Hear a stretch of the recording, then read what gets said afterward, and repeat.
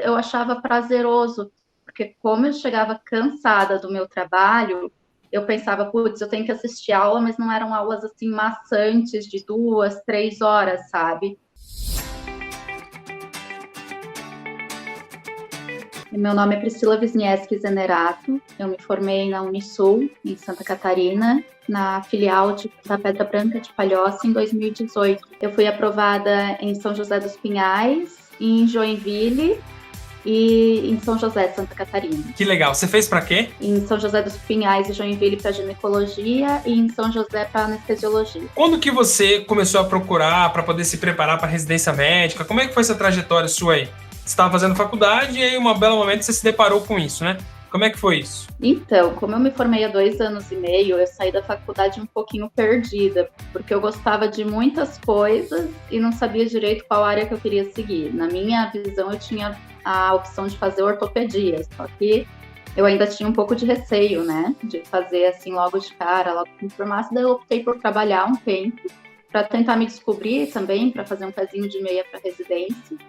E foi durante o meu trabalho no posto de saúde que eu descobri que eu gostava muito de ginecologia. A gente faz bastante pré-natal, então eu acabei ficando apaixonada ali pela ginecologia e decidi tentar no final do ano passado, né?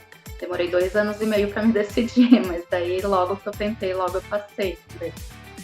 Mas você sabia que quando a gente toma essas decisões um pouco mais tardias, e na verdade eu passei de primeira, mas eu só fui tomar uma decisão consciente mesmo do que eu queria fazer na vida na minha segunda e terceira residências, né? Eu acho que a gente ganha muito mais maturidade, né? E aí, então, você tinha a Priscila trabalhando e tendo que estudar ao mesmo tempo. Como é que a Sanara entrou na sua vida? Como é que foi esse jogo? Foi bem difícil. Eu trabalhava 40 horas semanais, né? E eu viajava praticamente todo fim de semana para ver meu namorado, que morava longe. Então, eu só tinha que conciliar durante a semana os estudos. Eu tinha que dar um jeito de chegar do trabalho no final da tarde e ainda encontrar um pouquinho de gás para estudar. Então, às vezes era bem complicado, assim, eu não vou dizer que eu consegui seguir o cronograma totalmente certinho, mas eu tive que dar um gás mais no final, assim, do semestre passado, né, para tentar estudar tudo que faltava ainda.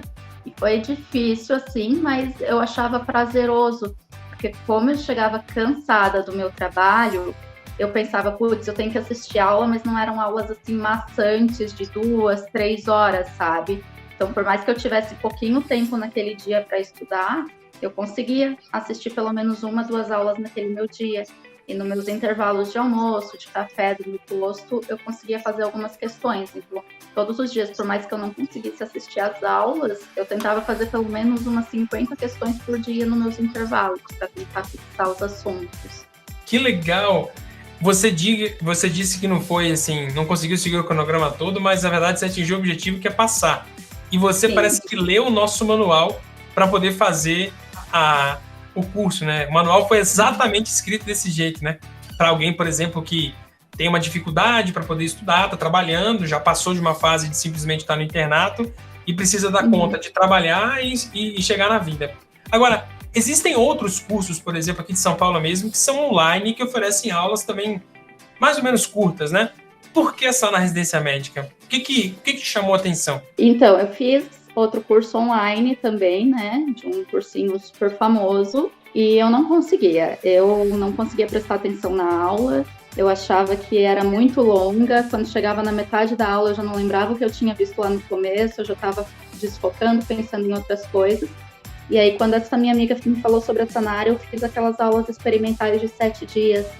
E ali eu vi que não era bastante porque meio que te chamava para participar da aula. Você tinha aquelas aulinhas curtas e entre uma aula e outra sempre tinha alguma questãozinha para você treinar o assunto. Então aquilo meio que me acordava, me focava e eu conseguia voltar a prestar atenção. Era como se fosse um descanso para mim, sabe? Então eu gostava disso, dessa quebra entre as aulas para você poder treinar aquele assunto, ver se você fixou ou não, estava rendendo.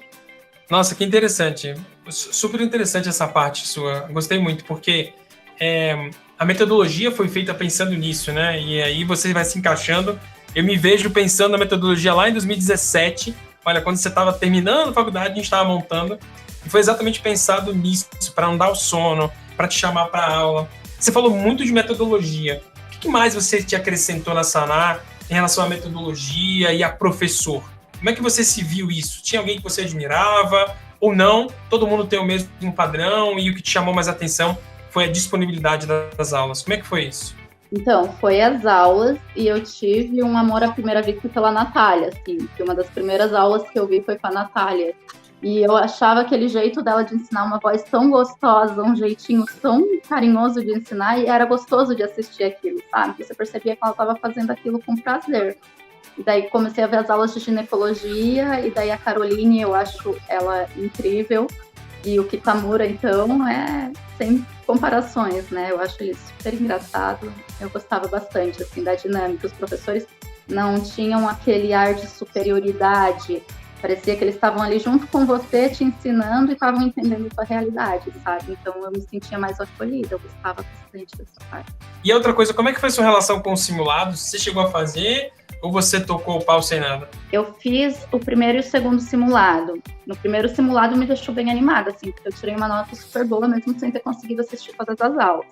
Mas daí depois que eu comecei a ficar meio atrasada nos conteúdos, eu fui fazer o segundo simulado e ali eu levei uma bomba. Aí eu falei, não, eu não vou fazer simulado porque tá me deixando triste. E daí eu optei por ficar fazendo as questões de provas das faculdades, dos hospitais que eu queria passar. E realmente, assim, fazer questão foi o que me fez passar. Porque muitas vezes eu não sabia o assunto, assim, completo, mas eu lembrava que eu tinha feito uma questão sobre aquele assunto, que eu tinha revisado sobre aquilo. Então, caía muitas questões repetidas, não com o mesmo enunciado, mesmas alternativas, mas sobre o mesmo assunto sempre, sabe? Entendi. Então, foi o que me ajudou. E como eu não conseguia assistir todas as aulas do cronograma, eu peguei pelo desempenho ali as áreas que mais caíam nas provas que eu queria. E daí eu tentei estudar os assuntos que mais caíam nessas provas que eu tinha objetivo.